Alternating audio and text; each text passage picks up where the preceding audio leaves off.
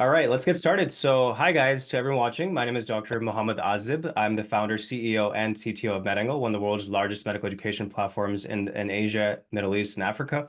And our vision has always been to revolutionize medical education and provide technology, resources, and innovative tools for those who want to be exceptional, ethical, good doctors, whether they're no matter what country that they could be in, whether that's America, England, Pakistan, India, it doesn't matter. MedAngle is all about empowering the next era and generation of tech savvy, ethical, and good doctors. So today's session is all about the special couples match.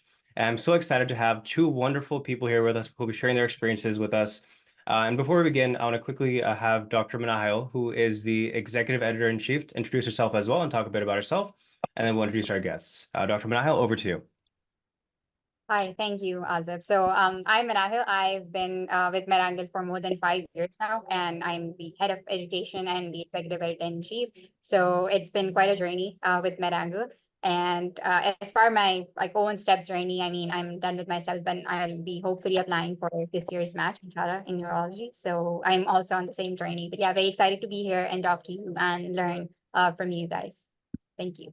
All right, so first, let's have Dr. Maham, ladies first, introduce yourself, talk a bit about yourself.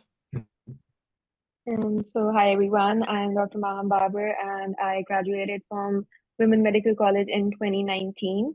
And this was my first math cycle and I matched in internal medicine categorical at Case Western University. Another thing would be that I've been here in the United States for the past 8 months on a J2 visa. I was my husband's dependent and I have been working here as a medical scribe for the past 4 or 5 months. Cool, very awesome. That's a good introduction. Thank you. And then Dr. Hamza, please introduce yourself and tell the audience a bit about yourself. Absolutely. Hey, everyone. Thank you so much for having me here. My name is Hamza, and I graduated from Shifa College of Medicine in 2023. And ever since graduation, I've moved to the United States, and I've been working here in the Department of Surgery at University Hospitals, Cleveland Medical Center, as a postdoc research fellow. And I'm very fortunate to couples match with my wife at Case Western. So I matched into categorical general surgery, and she matched into categorical internal medicine. And alhamdulillah, it worked out fine for both of us. And I've been working here in the field of research and looking forward to residency now. Awesome. So that's your introduction. Let's kind of get into the idea of couples match. So one quick thing before we actually delve into the meat of the subject. What is one unique thing about both of you? And this time I want Dr. Hamza to go first. So what's one unique thing about your journey which you feel that helped you match? Obviously, this is a couples match, but I still want to hear about that one unique thing about both of you individually. Yeah, so Hamza, please go ahead. I think by far the most unique thing for me was my mentors throughout my journey. I actually say this to everyone, every person that I have interacted with, that I wouldn't be sitting here in front of me if it weren't for my mentors who guided me throughout the way. And I wouldn't have matched categorical general surgery without them by far. That is the most important thing. And I think having good connections, having good mentors to guide you throughout this process has been a tremendous support system for me. And especially having a good support system in terms of your wife, in terms of your family back home as well. So that really worked out well for us. Awesome. Maham? So besides the support of my husband and our families back home, I think one thing that really helped me match in this cycle was being here in the United States. And I know not everybody can do that, but being in the United States and being clinically active and doing something to improve your CV definitely gives you an edge and definitely improves your chances of matching. Okay, it's cool. So, Manahil, I'll pass it over to you to kind of kick things off and get the first question in regarding the awesome couples match that so many people are interested about. Go ahead. All right. So I think before we get into the specifics, let's a lot of people are probably thinking what is a couples match, what it really means. So I think let's start with what actually is a couples match and what it entails. How is it different from the main match? Let's talk about that first. Dr. Hamza, Dr. Maham, whoever wants to go first. Yeah, I think I'll go ahead. So I think couples match in essence is when two people are applying together and they're going to sit in the match together. And there's a way to do that. Oftentimes couples sit in the match together and they haven't coupled their ERAS application.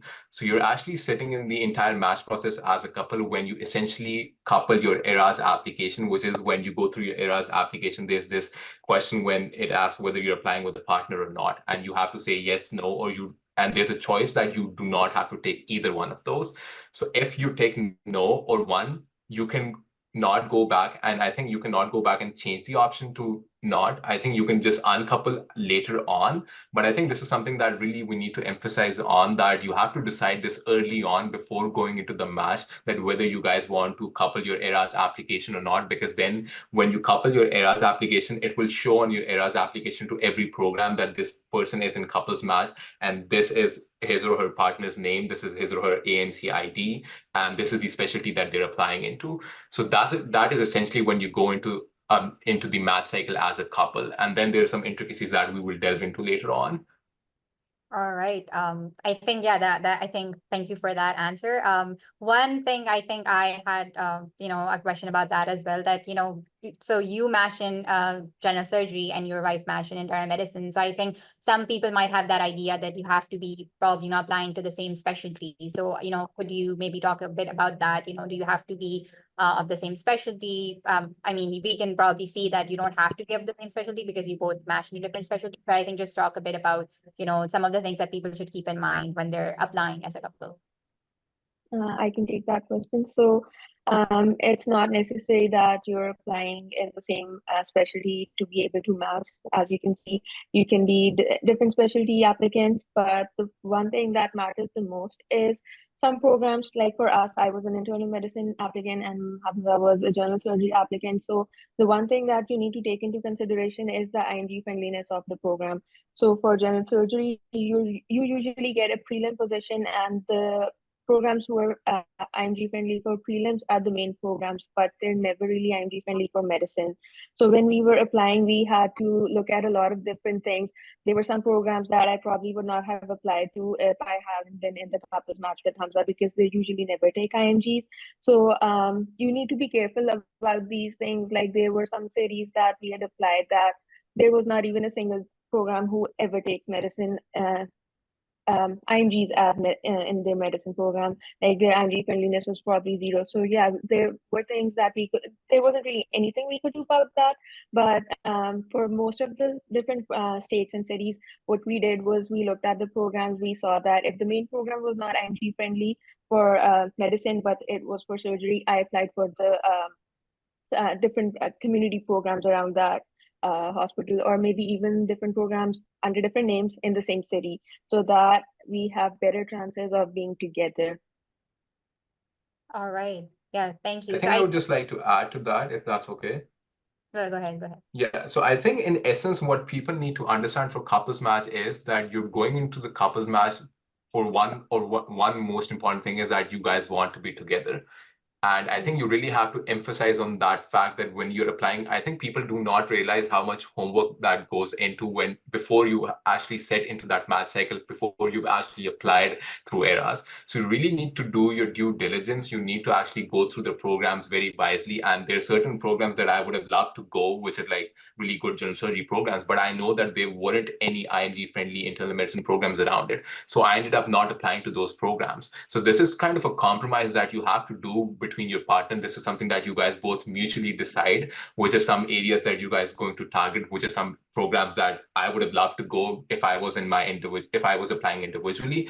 But now that I'm applying as a couple, I have to see the greater theme, that greater goal that we need to be together. And that would have been only possible when we focus more on programs which are more couple friendly and which are more IMG friendly as well. And there's a difference between being IMG friendly and being couple friendly as well. There's certain programs which are very IMG friendly, but they're not couple friendly at the same time. I know, because they do not like taking couples together, because oftentimes they think that it can cause problems in the workplace, it can cause conflicts in the workplace, and it can be a conflict of interest for them and for other residents as well. Yeah. But there are certain programs, and especially this helps when you're applying in different specialties, that it helps to, tone down that conflict of interest, whether having same rotations in the same department or not. So it's kind of things that program do take into consideration when you're applying as a couple. And I think it's almost very fruitful if you apply to different subspecialties, because then you know for a fact that there isn't going to be any conflict of interest between you and all the other residents in the same program. But having said that, there have been people who have matched as a couple into the same specialties, which is internal medicine. And I think it's certainly possible, but you have to realize that you have to look at programs, especially in the Midwest, which is the most couple-friendly area. There are certain programs which traditionally have a history of keeping couples together in the same hospital, whether be it in same programs or not. And I think you really do have to take that into consideration, and you have to research deeply and research wisely, and plan accordingly when you're applying. So it's funny you mentioned that. So it's funny, like, that on a side note, they say that marriage is compromise, right? So in a sense, you guys kind of, it was a bit of a compromise for you as well, because Hamza, it's a great point that there's programs that you could not apply to because, for example, they were surgery friendly or not, or it wasn't as friendly for Dr. Maham here. But it's just funny how like marriage is sacrifice or marriage is compromise, and that happened here as well. So I think that's kind of funny. That's a funny point for the audience watching as well. But some really good points. And I think a good takeaway point, so well said by you, is that if you're a couple, obviously you would hope, I would hope that you're doing your homework together and you're planning things together. And I guess for both of you, your experiences show that it's really, really important. And I think Dr. Muhammad, the way she said that she targeted, community programs around like a surgery specialty program or vice versa. And that's just going to show that you guys have to be really on top of your game together as a couple. So next thing I want to ask a question to Dr. Maham here.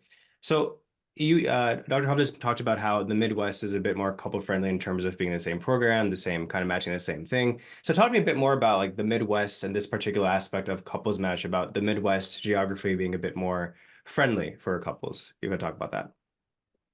Yeah, so generally Midwest and the East Side is more IMG friendly for everyone, but especially for couples as well. Like usually you do not get to match you do not really see a lot of IMGs on the West Side in California or around those states. But for general surgery, those programs are really IMG friendly.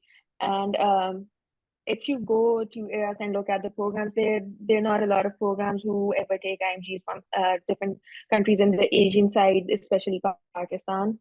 So we had to take that into consideration, and we had to see that how do we maximize our chances of being together. We did apply to I did apply to programs in California and around those states, around Hamza's programs, but we knew that we had better chances of matching in the Midwest and the East Side. So the best thing to do about that is just if you prioritize and your number one priority is being together, because for some people in the couples match, their priority is to just match. It doesn't matter for them that they're together, they're 2 hours away, or they're like maybe even states away.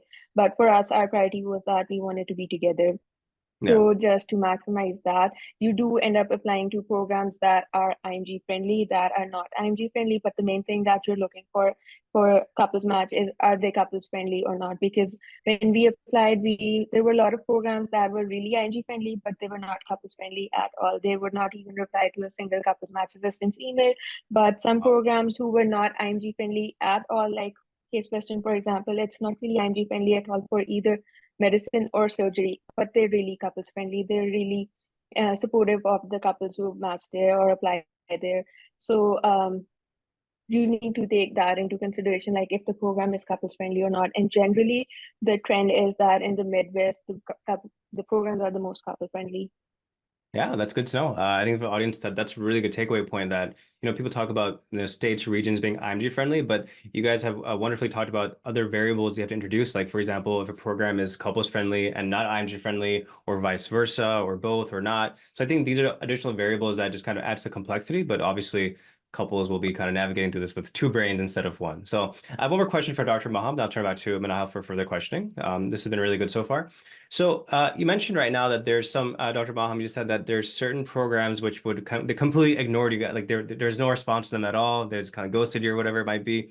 So talk to me a bit about reaching out to your program where, for example, like one of you guys got an interview and the other did not, and kind of how you tackled that process as well, because this kind of couples match process is a bit more, I would say, there's more, it's not as black and white, because there's more questions introduced because there's 2 people, right? So talk to me a bit about that, when one partner got an interview and one did not. So how did you guys approach that? Maham, please tell us.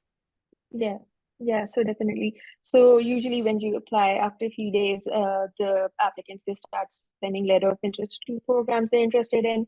But the one thing that's different for the couples match is that you start sending letter of interest, and then if one of your partner receives an interview from that program, so the next step would be that you reach out to your program coordinator and you tell them that I'm in the couples match with my partner. This is his or her AMC ID, and this is the specialty that he or she has applied in, and we believe that we would really thrive well together. And I'm really excited about my interview here, and I'd really appreciate it if you could communicate to the other department and tell them that that you've extended an invitation to me, and if they could just extend an invitation to my partner as well.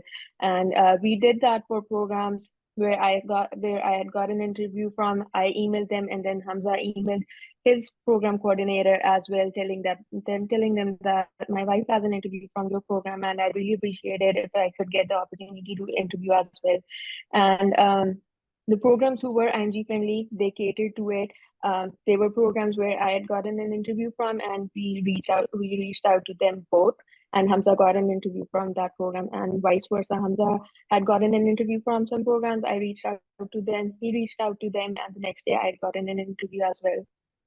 So you do need to, like Hamza mentioned in the beginning, sometimes they would just read your application and they wouldn't really remember that you're in the couples match or not. So it's really important to constantly remind them that you're in the couples match and you want to be together. This not just increases your number of interviews, but it also increases your chances of matching at programs which are couple friendly, sorry.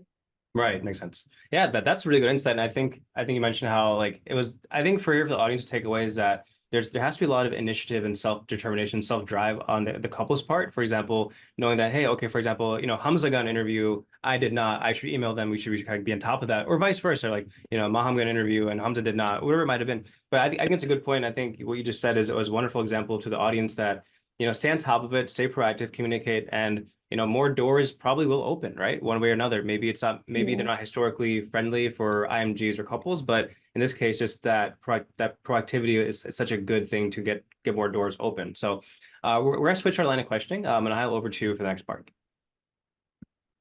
Yeah, thank you, Azib. I think one question I have before we move on to other specifics is that, you were talking about how you have to do a lot of research before you apply as a couple, right? Like you have to sit together and figure out what programs, you would apply to, figure out whether they're IMG friendly, couples friendly, and all of that. So I think one question people might have, and, you also mentioned some people don't apply as a couple, even if, they would want to be together. So you think, are couples at an advantage or disadvantage when they apply together? Like would you get more interviews if you had applied, as like an individual application? So is that something you should keep in mind? Because, like you mentioned, some people might not apply as a couple because they think that it's just going to be too hard to apply, get matched as a couple. So if Dr. Hamza, if you would like to take that question. Yeah, absolutely. I think it's a very good question because a lot of people are kind of scared going into the couple match and they think that maybe this would decrease their chances of matching. So I actually think that this is not the case. I think couple match actually increases your chances of matching. And when you look at the NRMP's website and when you look at the last year's statistical analysis, what it says about couples matching, actually 95% of people in couples match, either one of the partner actually match into some program. That is like a huge big deal. So I think when you look at the stats, they really clearly show that couples match is really effective and it is more advantageous as compared to the other single match. Having said that, you really do need to be able to compromise with your partner because it is stressful. I wouldn't say that it is not stressful. It is very stressful. You need to be at the top of your game throughout the match cycle.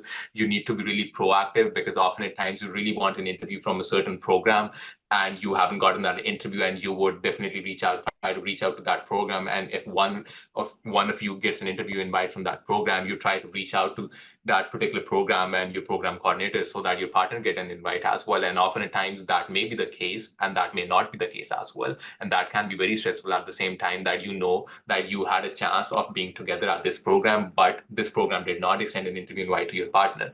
And even though you really wanted to go to that program, that was an amazing program. But then obviously when you make your rank order list, you have to take that factor into consideration, that this program might be a place where you might not get a chance to be close to your partner. So that definitely goes down your list. So these are certain things that are coming through, and these are thoughts that are coming through your mind throughout the match cycle. And you just have to, control your nerves, be at the top of your game, be proactive, and just hope for the best. And you have to plan effectively. I would say that you need to work hand in hand together with your partner, be efficient, whether you have to divide tasks efficiently, that listen, I will take care of this part of the application, you can take care of this part of the application.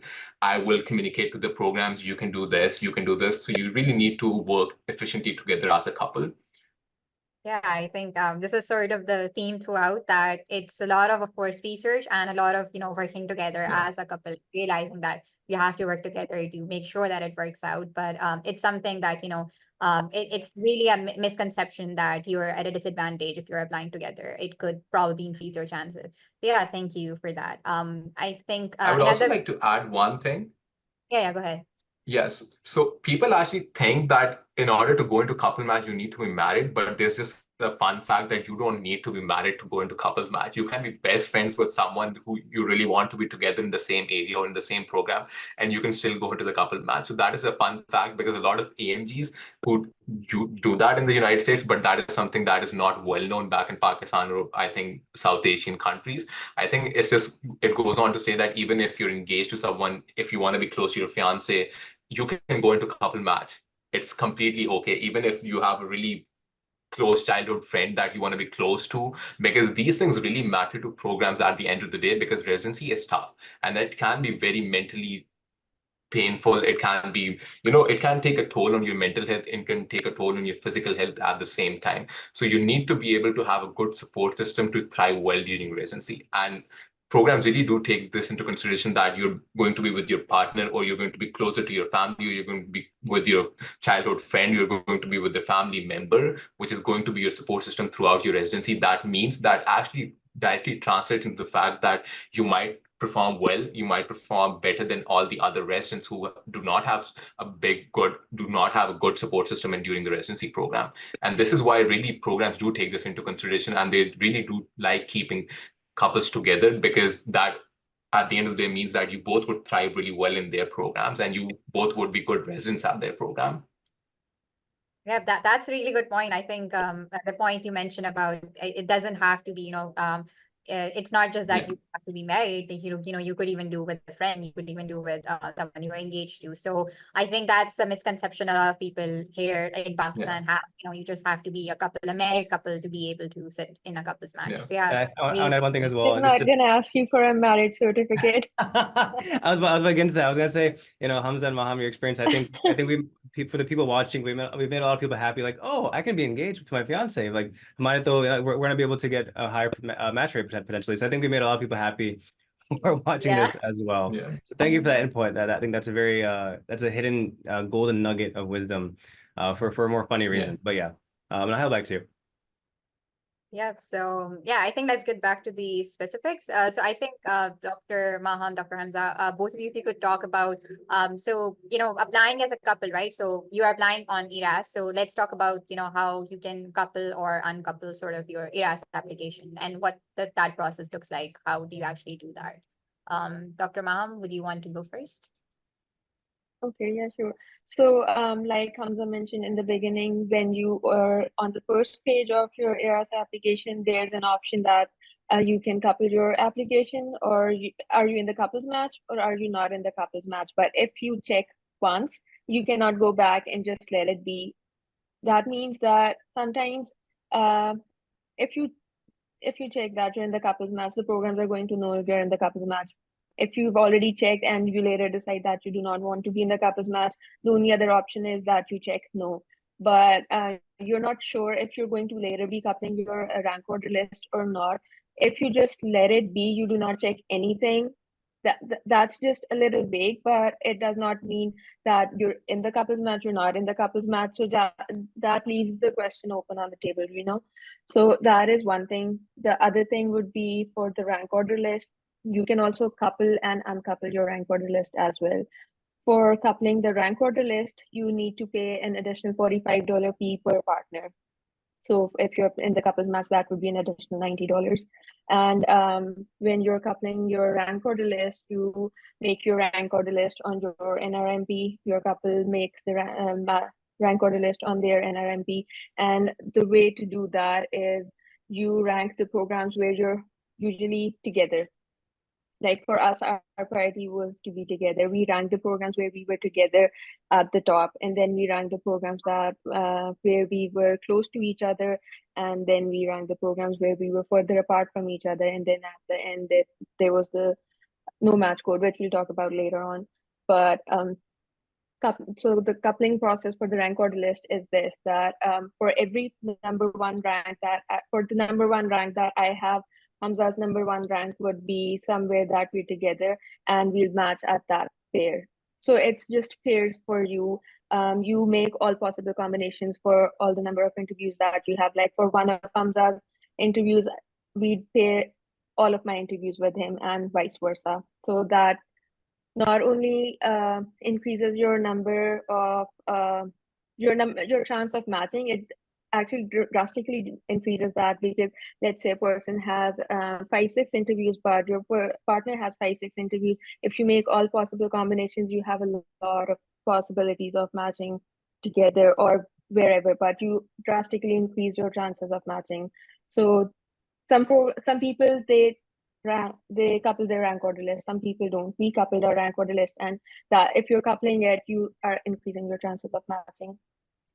That is also something I think not a lot of people know, because they think, oh, if I have a chance of matching at this program, my partner did not have a good interview at that program, he probably won't match there. But when you consider that, you have a lot more possibilities of matching because you are ranking every possible combination, you are still increasing your chances of matching. Yeah, that's very insightful. I think the part about, coupling your not just your yes application, but your rank order list as well. So thank you for that.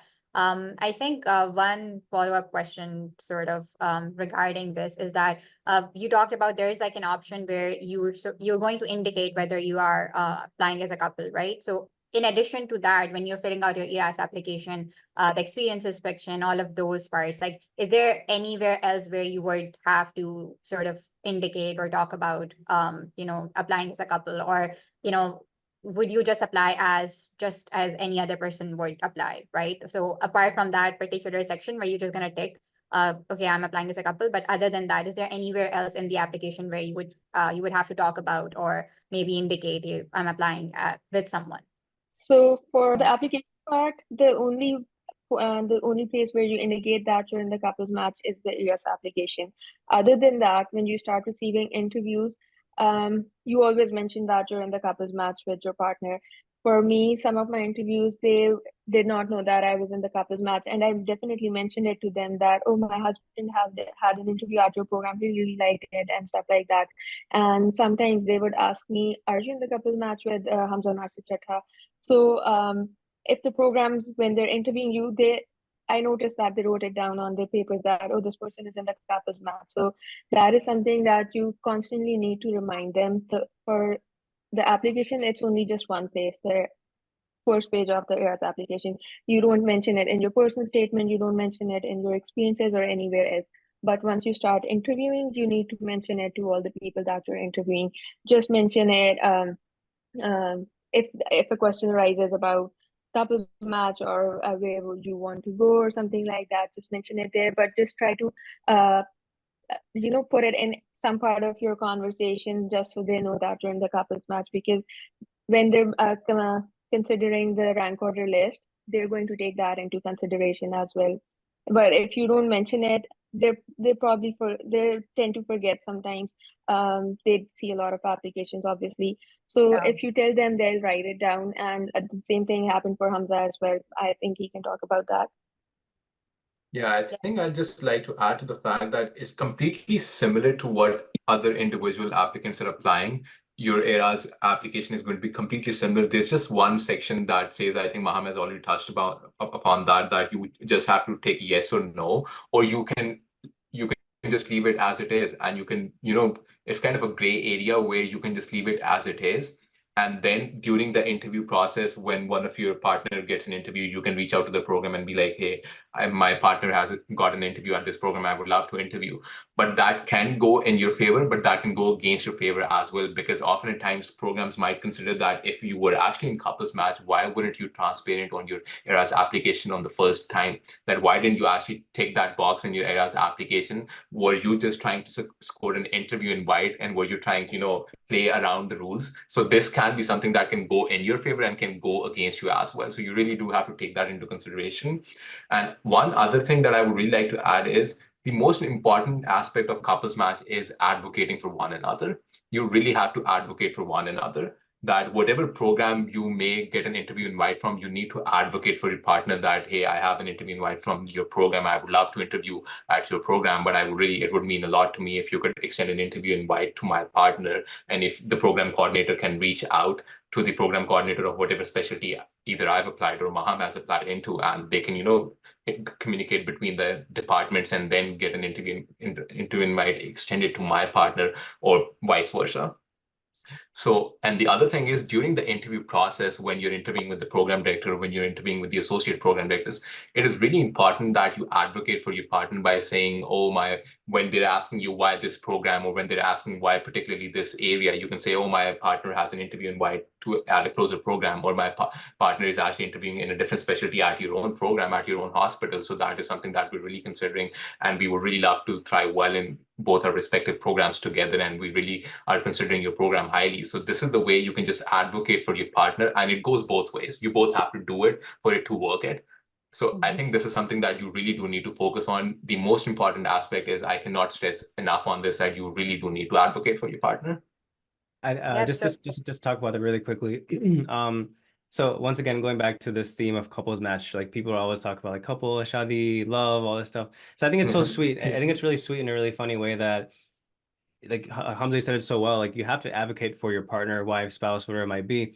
One, I guess, fun question I have for you is like, what did you think? And I guess I can ask both of you really quickly. Like, what is one strategy or technique that you guys use, which you felt that worked really well when advocating for each other at respective programs? Like, what is like one hack or one trick or one thing that you guys both use individually to better advocate for your spouse and partner? I think I'll go first. I think the first thing that we did was, I think this is something across the board that we did, was we planned it out efficiently that if I get an interview invite from this program, I'm going to reach out to that particular program within a day or two, so that all their interview spots are not filled, and so that my partner get an interview spot as well, can get an interview invite from that particular program. Because if you delay too long, all the other interview spots might fill up pretty quickly, and even if the program wants to extend an interview invite, they might not be able to do that because they just don't have an interview spot anymore. So you need to be very quick, you need to be efficient. That was something that really worked well for us.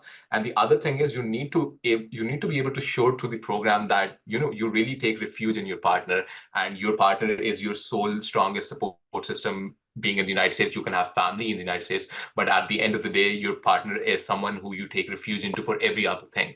So you really need to show that to the program. And I think I had an interview with the program, and they said, residency can be hard at the end of the day. What support system do you have to, thrive well at the residency? And I immediately brought this point up that, I'm in couples match with my wife. Even when we moved to the United States, I moved to the United States as a postdoc, and she moved here as my dependent. Even during that time when we were navigating our future in the United States, this was a whole new country for both of us, and we became each other's strongest support system, and we were able to thrive well together. And I think that has really grown us closer together. And she is my rock and solid, and she will, help me do well at the residency. And one of the interviewers actually got really inspired by this and said, yeah, this really inspires me, that you need to have that kind of perfect, and nothing is perfect in the essence, but you need to have that kind of perfect, near perfect relationship with your couple, with your partner, with your loved ones, to be able to do well in everything else in your life. Everything else is interconnected. So this is something that really worked well for us. That's a really sweet answer. Mohammed, I think you were listening, obviously. That was a wonderful, really sweet answer. Yeah, That was really yeah, sweet. I definitely second Hamza. Usually programs, they would ask you in an interview like, how do you think you cope with the stress of residencies? And I think I was asked that similar question as well, like, what are you going to do if residency gets to be too tough? And luckily, we already knew that we both had an interview from that program, and that was my key to bring this topic up. I was like, luckily, me and my husband, we both have an interview from this program. He just had an interview a few days ago, and it went really well. He really liked the program, and throughout this whole journey, we've been each other's biggest supporters, biggest cheerleaders.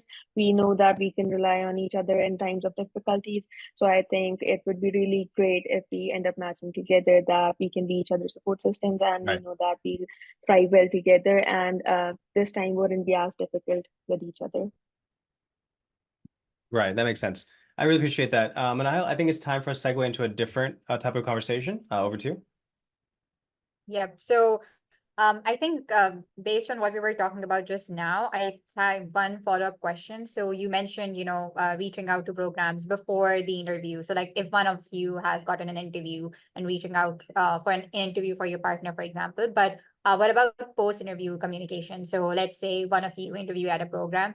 So how would you go about contacting the program director or associate program director and asking them, like, what would the post-interview communication look like? Let's say you both interviewed at that place, or one of you interviewed at that place, like what would that look like? Yeah, I think I'll go ahead. So the way you do that is when you're actually making a rank order list, that is essentially the time. Obviously, when you interview immediately at a program, you send after a few days or during that initial week or during that initial 48 hours after that interview, you send a courtesy email saying, thank you, I really enjoyed my time, and stuff like that, just to thank the program that I had a really fun time interviewing at this program, and I would be really considering this program highly or something like that. But the major post-interview communication takes place during the time when you're actually making a rank order list and when you're deciding where to place which particular program. So we definitely tried to reach out to all the programs where we were together and which programs we were ranking pretty highly on a rank order list. So the way we did was that I would reach out to my program director and I would CC the program coordinator as well, and I would let the program know that, I'm considering your program very highly, or your program is one of my top choices, or I'm probably going to rank your program. Obviously, you send one letter of intent.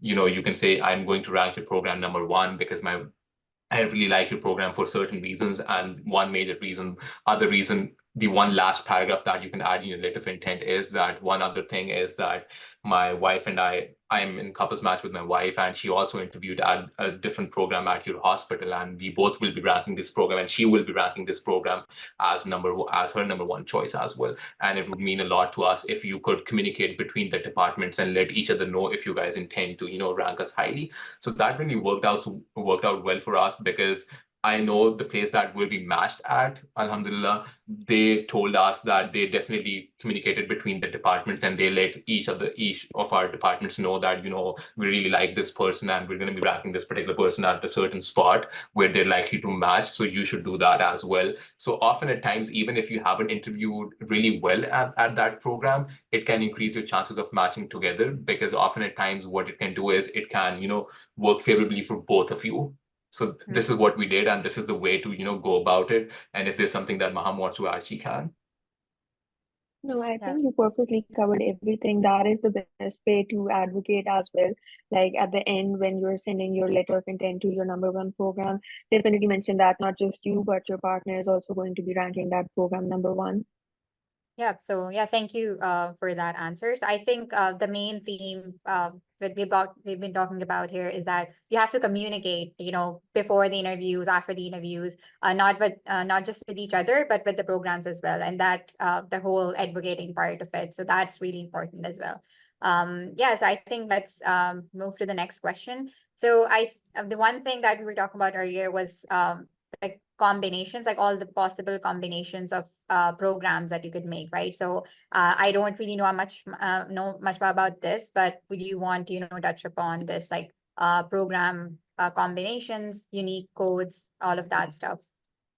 Dr. Hamza, would you want to go first? Yeah, sure, I can go ahead. So First of all, I think what you need to do is when you couple your rank order list, so when you're actually registering on the NRMP's website, you actually decide whether you want to couple or not.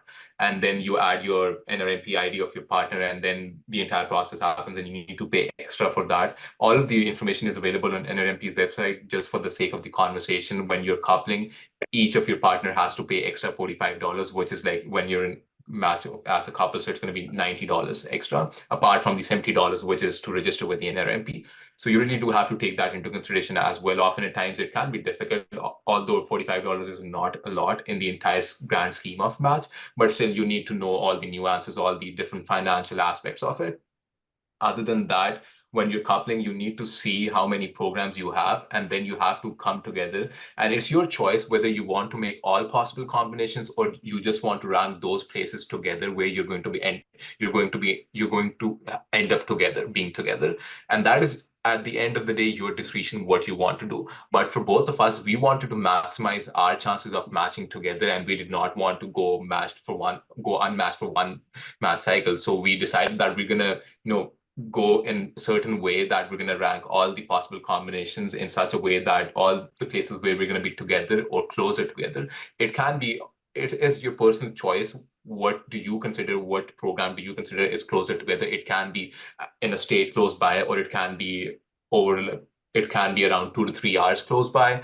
It depends on you. You have to decide with your partner what works well for both of you, and where are you guys willing to compromise, and what will work well for both of you and what might not work well for both of you. Because at the end of the day, you have to decide, because you're in the match as a couple, you have to decide that at the end of the day, you have to be able to live together, or you have to be able to, continue staying a couple. You don't have to be resentful to each other and at the end of the day regret a decision that you did not want to make, or you ended up making just because of your partner. So you really have to communicate well amongst the partners, and decide effectively what you want to do beforehand. And then when you're coupling, the maximum number of combinations that you can submit in rank order list is 300 combinations. And if you have less than 100 combinations, so what we did, for fun fact was, I used an algorithm, which was I used an all possible generator algorithm, and I added a list of the interview invites that I had, and then I added a list of interview invite of Maham. And then the algorithm, it was over Google. It's readily available. It was over Google. So it actually generated all possible combinations for us. Because oftentimes when you're making the possible combinations by hand, you can often miss one or two. So I wanted to be sure that I did not miss any possible combination. It was our discretion where we rank all those combinations, but I wanted to be sure that I know what all possible combinations that we can make. So we did that, and then we decided amongst both of us.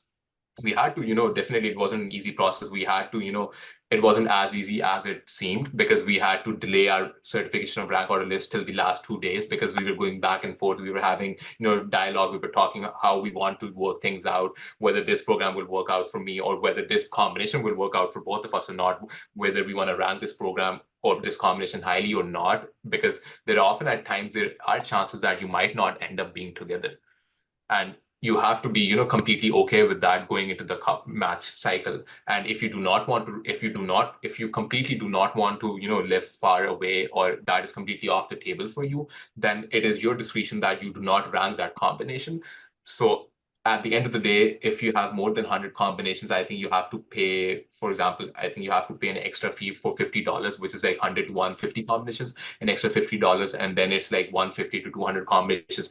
It's divided into subsets of 50 combinations, and then the fees increases that you have to pay an extra 50 for extra 50 combinations, but you don't have to pay anything if you have less than 100 combinations. So that is something that is just, people should know about when they're going. So I know a lot of people who went into match cycle as a couple and ended up, paying a lot more to the NRMP than they had, initially thought. So you really do have to figure that thing out, that it's going to be $70 for the registration. It's going to be $45 per person for couples match. And then if you have more than 100 combinations, depending on the exact number of combinations, you probably might end up paying a couple $100 more. So you really do have to take that into consideration as well. Other than that, it's your personal discretion. We wanted to maximize our chances of matching, even though we ranked all those programs higher up where we were together, but we also ranked those programs where we might have not ended up being together. But since it was an option for both of us to match, we did not want to go unmatched, so we decided to put that on the rank order list. And again, this is your personal decision. Whoever wants to do that, this is your personal decision. You have to have dialogue with your partner and decide beforehand, and not be resentful at the end of the day and not regret what you did. So you need to be okay, content with whatever you decided during the match process, and you have to have that dialogue, have that open sense of communication with your partner to be able to go through this process efficiently. Yeah. Hamza, there's two things I want to touch upon from what you said. So that's like golden wisdom, just like being showered upon the audience and ourselves here as moderators. So thank you for that. So two things. The first thing is a bit more funny. Like you said that you use an algorithm to help you maximize the rank order list and all that stuff. So I think that's really funny because that's use of technology for good. And that's part of our vision here at MedAngle as well, like using technology for good. So, kudos to you for actually going and using actual technology and algorithms to help you. It's kind of like algorithmception kind of in a sense. And the second thing I think, which was really good for the audience as well, is that what you just said, like you exemplified communication so superbly in such a stellar way. Like you and your partner, I think what some people sometimes think like, oh, well, higher chance of matching and, like we're married or we're a couple, etc. But I think the truth of the matter is that from the wisdom you shared with us is that it's not always a guarantee. And that contentment and that decision, you guys, like the couple in particular, whoever it might be, you really have to have those tough, hard conversations where, for example, maybe Hamza matched and Maham did, or maybe Maham matched and Hamza didn't, for example, God forbid, or whatever it might be, right? But these communications and these conversations are really, really tough and I guess almost in a sense gut-wrenching. When I was hearing you talk about it, Hamza, I felt like a little bit sick to my stomach as well. It's like, I can't imagine to be in that position, but hey, obviously it worked out really well for you guys, praises the Most High. No, but I think for anybody watching and, for our audience who's tuning in, just remember like matching has different aspects to it, and couples match is another avenue as well, but it does not come as an entirely better option. It probably is in many ways, depending on the probability statistics, but you have to be well aware of what you're getting into. And I think that's the point that you were trying to make to the audience as well. So yeah. I mean, everything has its pros and cons. The pros being maybe you end up matching and you otherwise would not have matched, but the cons being maybe you have to be away from each other for a few years. Yeah. Another thing I wanted to add to what Hamza said was when talking about the possible combinations, there's another thing that you can only rank 20 unique combinations. So every program, every track has a unique code. And if you rank only 20 unique codes, like 20 unique codes for me, 20 unique codes for Hamza, then that does not include any additional fees. But if you end up going above that number, then that includes an additional fee. I cannot really remember exactly what that fee is, but everything is mentioned on the NRMP website.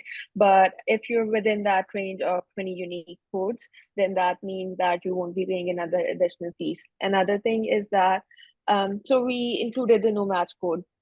And obviously it takes a lot of communication when you're ranking the no match code. Like you need to figure out who is it more important for to match this match cycle. Like should this person match, should the other person match? Obviously it's not an easy conversation, but looking at all the statistics, your application, everything, it's not really that difficult if you're communicating properly who should match first. And at the end of the day, at least one of you would be matching. So I think you should definitely rank no match code. But the other thing is no match has its own unique code. So for the 20 codes that you are going to be ranking, no match is one of them if you end up ranking it.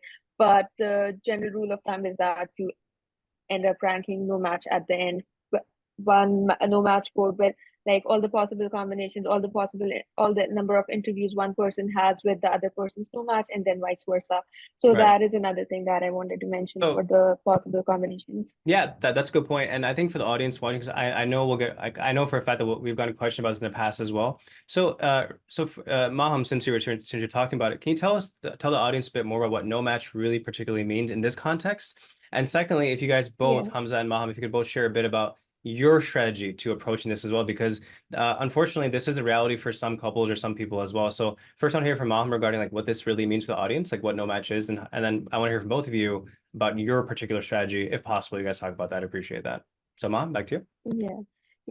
Yeah, so no match generally means that one person in the pair is going to match, the other person is not going to match.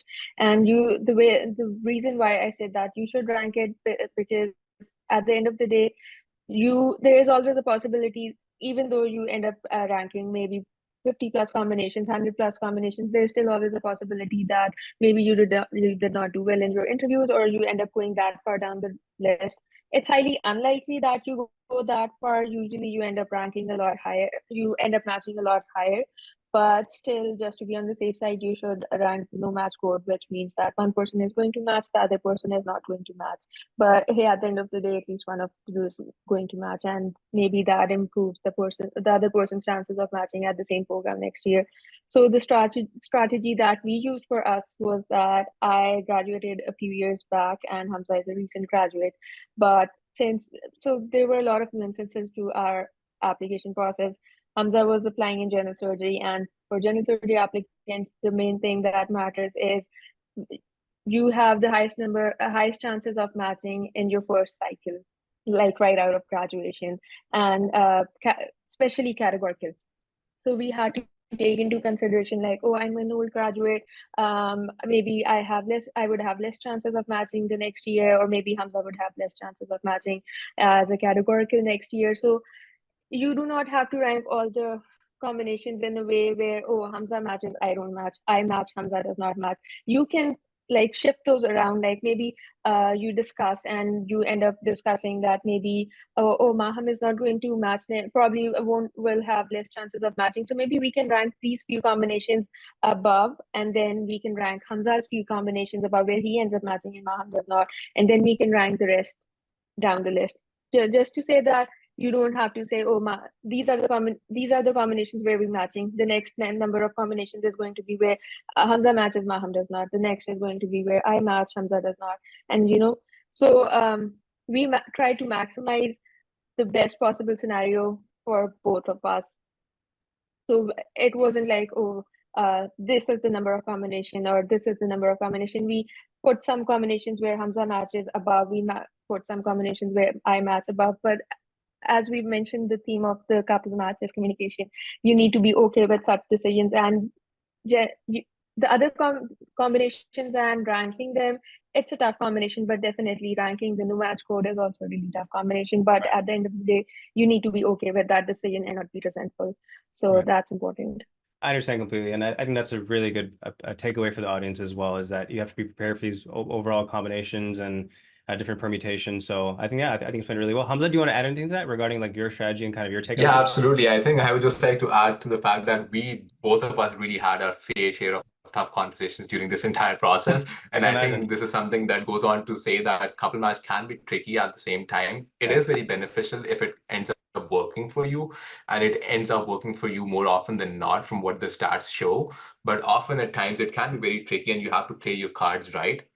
And other thing is that definitely the no match code is certainly something from my experience when I'm doing my postdoc here, I've talked to the ENGs who match here. They almost never put the no match code because it is a no question for them. It is like a no-brainer for them that they cannot decide to go unmatched. And obviously 90% of them go matched. So it's very unlikely for them to go unmatched during their match cycles. But it can be certainly a chance for IMGs because the rate of match for IMGs is closer to 40 to 50%. So obviously, you know that there are some people who are going to go unmatched in every match cycle. So you have to know, and you have to play your cards right, that it is important for either one of you to match so that you have one foot through the door. And at the end of the day, if you have matched at a certain program, and if that program is couples friendly, that program would be more inclined to take your partner the further year in the further match cycles, because they would know that her husband or his wife is a resident there. So that is a very strong tie to that program. So that is certainly something that we were considering during, applying and putting the no match code up there, because I knew that I had a strong foundation. I was doing my postdoc here at Case Western. I did my acting internship here during my last year of medical school. So I knew that I had very strong foundation here, and I had I had positive indications from the program that they might end up retaining me. So I knew that even if I did end up matching here, and God forbid Maham did not end up matching, I knew even if I'm here next year, chances of Maham matching into the same program with me would be tremendously high. So we really have to take that into consideration, and that can be vice versa as well. There were certain programs where I know I wouldn't have gotten an interview invite from. They were not IMG friendly in general surgery, and just because they were IMG friendly in internal medicine and Maham had gotten an interview invite from that program, I ended up reaching to that program and she ended up reaching to that program. And I ended up getting an interview invite for categorical position from a very non-IMG friendly program. So it ended up working for both of us. And we had indications from that program as well that they really liked both of us. So it is at the end of the day, your choice, what you want to do, where you want to put the no match code. You need to have that, conversation with your partner. Listen, this is the best possible strategy for. I mean, at the end of the day, you have to realize that the main goal for both of you is to be able to complete residency in the US, whether be it closer together. Obviously, your main priority is to do it together, to be closer together. But at the end of the day, you have to realize that it's a bargain, that oftentimes you can be not closer together, but yet you have to pull through it. You have to, be each other's support system. You do not have to be resentful. You have to pull through that entire years of training apart. And then at the end of the day, you also have to go through this fact that what if I match and you don't? What if you match and I don't? You have to have that conversation, and you have to be willing to support your partner if, God forbid, something like that happens. Of course, yeah. I think you explained really well. So, I mean, best case scenario. Go ahead. Sorry.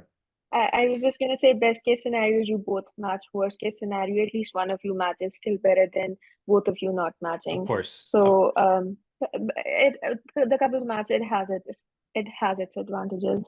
Of course, definitely. I think the audience and all of us have learned that further. I mean, you guys obviously have matched, but I think for the audience watching and all the people who have questions about this possible pathway, I think we've learned a lot through this conversation so far. And I'll over to you for further questions. Yep, thank you, Azib. So I think we're almost towards the ending of this session. I think we've talked about your application, we've talked about ranking and RMP, like your rank order list and all of that. Is there anything else that you have to, maybe take into account, or something that we have not touched upon so far in terms of your application? Some things that you have to do, before that date when whether you have matched or not. Like, what are the other things, if there are anything, other things that you have to maybe think about in terms of your application? One thing that I would like to mention is that in the couples match, like we mentioned, if you communicate to the program that you're in the couples match, one of has an interview and you're hoping for the other person to get an interview, chances are it is going to happen. But if the program is not couples friendly, it does not mean that the other person is bound to get an interview. And another thing would be that let's say you both have an interview through the couples match assistance. One person had an interview, you communicated, the other person got an interview, but that does not mean that if you perform not that well in the interview, you'll be ranked highly there as well. What I'm trying to say is that in the couples match, it does not absolutely mean that, or you both have an interview, you're going to match together. You need to put in the extra effort. You need to make sure that you're doing everything right. You need to have a good interview. You need to have a good application. Just being in the couples match does not mean that, oh, you're going to match at where your partner has an interview from, or it does not mean, oh, your partner has an interview and you're going to get an interview from that program 100%. We had some programs that we were hoping to get an interview from, but they were not couples friendly. So even though we communicated, but we did not get an interview. So it does not always have to be, oh, you're going to definitely get an interview, or you're going to definitely ace an interview at the same program. I mean, if you do, that's amazing. That increases your chances. But at the end of the day, the couples match does not absolutely guarantee a match. Yeah, absolutely. So I think that's a really good point as well. I mean, we've talked about how it could be in your, favor. But you also have to consider all possible outcomes. So you have to be ready for whatever the outcome might be. So yeah, thank you for that. I have a question I that came think in. I have a go question that ahead. came in for Mohammad Hamza. So I have a question that came in. So I think Mohammad mentioned that you're a bit of a not old graduate, but you're a bit of an older graduate, because I think you mentioned 2019. And Hamza, you're a recent graduate, right? You're graduated this year, I believe. So I know that the couples match, it's not black and white compared to other kinds of matching, because there's more variables of the people. But I want to add this variable as well. Like, how did you guys approach the difference in years of graduation? Did it matter? What was your experience on the interview trail? What was the feedback you guys got in that? Did it matter at all? Was it brought up? So if you guys talk about the difference in years of graduation between couples, did that matter at all? It's like, I just want to hear your perspective from both of you about this, if it did matter at all. I think I can go ahead. I think the first and foremost thing is, I mean, the way I like to say it takes two to tango. I mean, you definitely have to, take this into consideration, and whether your applications are kind of similar or not. And you do have to take this into consideration that, you don't have to weigh down on your partner at the same time. And you don't, I mean, at the end of the day, it is what, Alhamdulillah, it worked out best and worked out in our best interest, but it can go against you as well. So you have to realize all the things on the table. And I think being an older graduate, it also comes with its advantages. Like Maham had more clinical experience than I had back in Pakistan. I did not do my house job. She had gone through a process of doing house job and other practicing in the field of clinical medicine and everything else. So that was actually brought upon in her interviews as well. And everyone said that, oh, you've done so much back in Pakistan. And for me, it was kind of different because I was doing a postdoc. I didn't do my house job back in Pakistan. Right. So it was kind of different. At the end of the day, you're both individual applicants, and both the different programs have to like you both enough to be able to match together at that same program. Right. And it takes, like I said, it takes two to tango, but you need to be able to ace your interview. You need to be able to show this to your interviewer, show this to your program, that I'm someone dedicated, I'm someone hardworking, and I'm someone who will be a best fit for your program. We wouldn't have, Alhamdulillah, we matched our case watching, but we wouldn't have matched here if we both hadn't aced our interviews. And when we did our post-interview communication, both of programs reached out back to us and said that, oh, we really like both of you, and we think that you both would do really well with us here if you match here. So that was kind of a positive indication from the program to us that we both did really well in our respective interviews. It wouldn't have worked for us if I did well in my interview and Maham didn't, or vice versa. So Right. you really do have to take that fact into consideration, that you both have to be individually solid applicants at the end of the day to be able to match. It's not just that, you can drag someone across the line if they're not a good applicant. I'm not saying that, you don't have to support your partner. Obviously, at the end of the day, you have to support your partner. And no matter what, there are different ways of improving your application at the end of the day. And you have to go through that process of continuous improvement. But at the end of the day, both of the partners have to do their due diligence, we both of us poured our hearts out or souls out into our applications individually. And I think that was something that was very essential for both of us. Maham had a really unique personal statement. I had a different unique personal statement. I had a different background story. Fortunately enough, we both belong to a military background back in Pakistan, but we both had different upbringing. We both had different experiences throughout the life that we were able to put into our application. That was something unique, and that was something touched upon in our interviews. And every interviewer, liked talking about those particular unique things. And all of this wouldn't have been possible if both of us weren't unique, yet similar in somewhat way. So Right. that is something that it takes two to tango. You have to be a perfect fit, but at the end of the day, you have to be able to support each other. You have to be able to willing to go through that process together, hold each other's hands, and have those tough conversations, and be content with what you've decided at the end of the day. Cool. Maham, do you want to add into that? Yeah, I think that what Hamza said makes total sense, because like I mentioned that if one person is a good applicant, the other person is not, the most it can guarantee you is maybe an interview through a couples match. But if you do not have a solid enough application, or you do not do well in that interview, it's not going to guarantee you a match 100%. And another thing you mentioned about being an old graduate, I think it's not just for the couples match, it's for like the general match as well.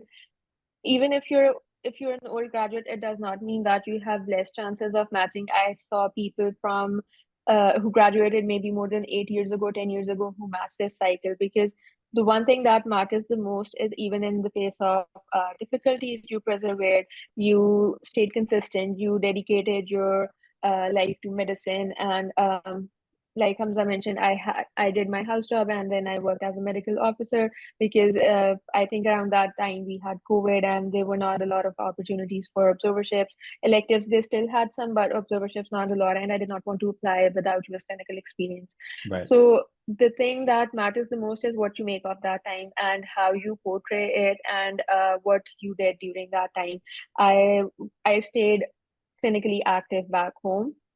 And then even after moving here, I was just J2 dependent. I applied for a work permit right away after I got a work permit. Even though, another thing that I wanted to mention was, so when I applied, I had 2 months of US clinical experience, and I had gotten an observership for the month of October. And initially I was a little upset, like maybe I wouldn't be able to add it in my application. Is it even going to matter? But thing is, it mattered because during my interviews, we talked a lot about it and how I made the most of it. I wrote a review article in one of my in that one rotation, and in I think almost all the interviews, they all talked about it. And then after that rotation, I started working as a clinical scribe, and that was also talked about in all my interviews, and that was actually really appreciated by a lot of people, that even moving to US, you did not have a postdoc or anything, but you stayed consistent and you wanted to stay clinically active and you worked for it. The only thing that you can do being in the US is either a postdoc or maybe a clinical scribe. There's not a lot of other things that you can do without residency. So that was really appreciated by a lot of doctors. Like, you graduated a few years back, but you made the most of this time. You made the most of this time and you improved your application. So not just for a couples match, for everyone, even if you're an old graduate, it does not mean that you have any less chance of matching. Yeah, I think that's really well said by both of you. So I really appreciate the insight. I think what Maham just said as well. I think that's a source of inspiration to people who are watching this who, maybe they're thinking about couples match, but they also might be thinking about applying individually. Maybe they're older graduates, maybe they're young. But at the end of the day, you guys have done such a wonderful job sharing your insights and sharing your personal story that I think the audience will take away a lot of wisdom. And I know in particular, there's really not as many resources, especially for Pakistan and our corner of the world regarding couples match. So I think what you guys have done, it's kind of like trailblazing in a sense, and I think I really appreciate that. And any further questions from your side for Hamza and Maham? Yeah, I think we've covered almost everything we wanted to talk about. Yeah. So I think we can wrap up soon. Yeah, so I think before we finally conclude this, I think I think we're just over time just a little bit. If there's, I guess the last question for both Maham and Hamza is there any like one statement you want to make to the people watching this session? So for example, people are going to couples match, any like one takeaway, one like golden statement you'd like to make to them? This time we'll have the gents go first, we'll have Hamza, then we'll have Maham go. So like one statement for the people watching who are into couples match or thinking about it, what would you like to say to them? Hamza? I think the most and foremost important thing would be communicate well with your partner. I cannot stress upon that enough, that you need to communicate well with your partner and support each other. Okay, and Maham? And I think the one thing that I would say is, do not be afraid of the couples match. It has its own share of advantages, and I think the advantages trumps the disadvantages. So do not be scared of it. Wonderful.